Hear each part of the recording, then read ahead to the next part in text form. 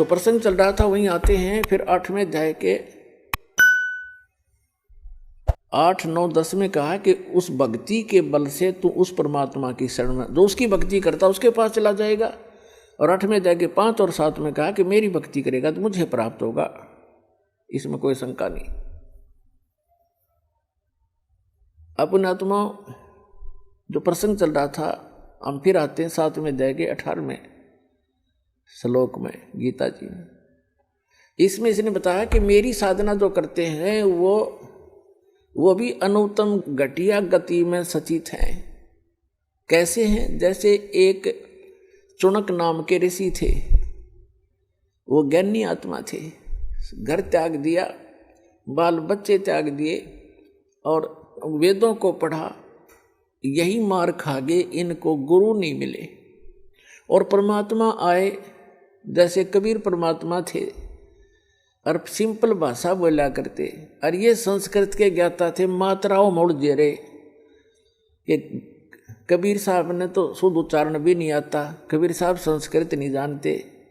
रस भाषा का काम तो अपने विचारों को दूसरे तक पहुंचाने का है, चाहे वो मात्रा गलत भी हो और चाहे उच्चारण गलत भी हो। समझ जाता आदमी, जब बुद्धिमान होगा संकेत समझ लेते। उनके पास पावर थी। जैसे एक हरियाणा के मुख्यमंत्री अंगूठा छाप थे,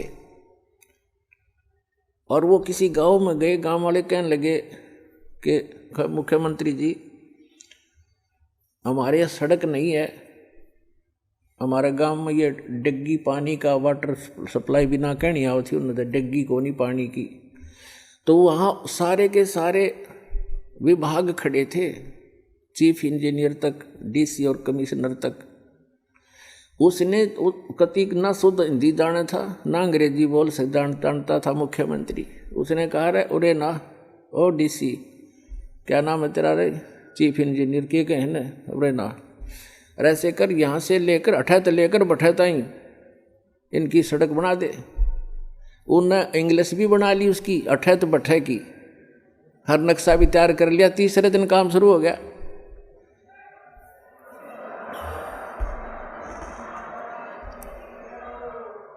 तो पुण्यात्माओं, तो ये बकवास करते हैं ना, रामपाल ने संस्कृत नहीं आती, फलाना नहीं आता, ये तो वही हैं नकली। दास के पास वर्ड पावर है उस परमात्मा की दी हुई। जिस भी शब्द से बोलूँगा परमात्मा खूब जान लेता है और आपके सारे काम करेगा, मेंट नहीं लगेगी।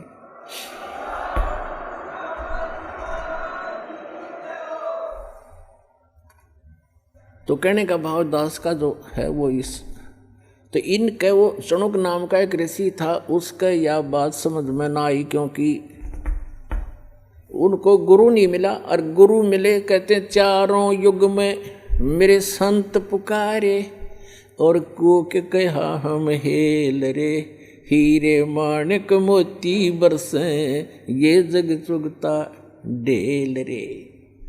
परमात्मा कहते हैं हम चारों युग में आका आवाज लगाई, जगह जगह खड़े होकर चौराहों पर,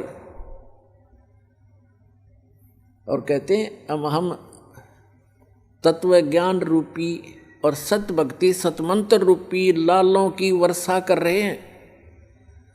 लेकिन ये भोली आत्मा लालों को ठोकर मार के और कौड़ी इकट्ठी करने में, कंकर पत्थर इकट्ठे करने में लगे हुए हैं, जो इनको कोई मूल्य नहीं देंगे। कहते हैं पर भी लेन जात है दुनिया, हमरा ज्ञान किने ना सुनिया। ये जाते हैं वो तालाब में नहाने के लिए, पर भी लेने के लिए, हाय हाय। और वहाँ हमने देखे, ये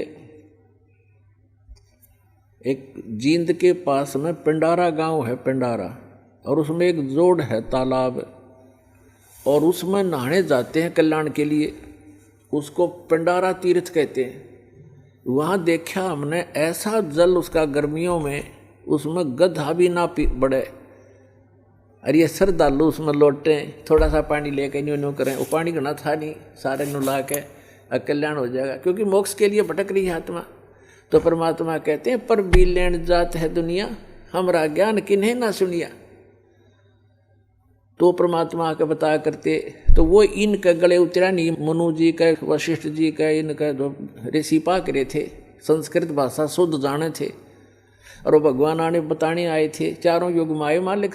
कहते हैं सतयुग में सत सुकृत कह टेरा, त्रेता नाम मुनिंदर मेरा, द्वापर में करुणा में कलाया, और कलयुग नाम कबीर धराया।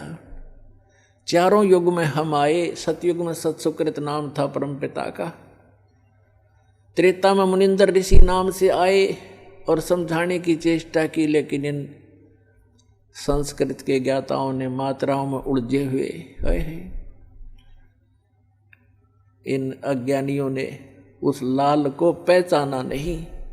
और कहते हैं द्वापर में हम करुणा में नाम से आए थे, एक वाल्मीक के को मिले थे, ऐसे ही जैसे कलयुग में एक धानक को जुलाहे को मिले थे कमल के फूल पर। ऐसी लीला करते हैं प्रत्येक युग में परमात्मा।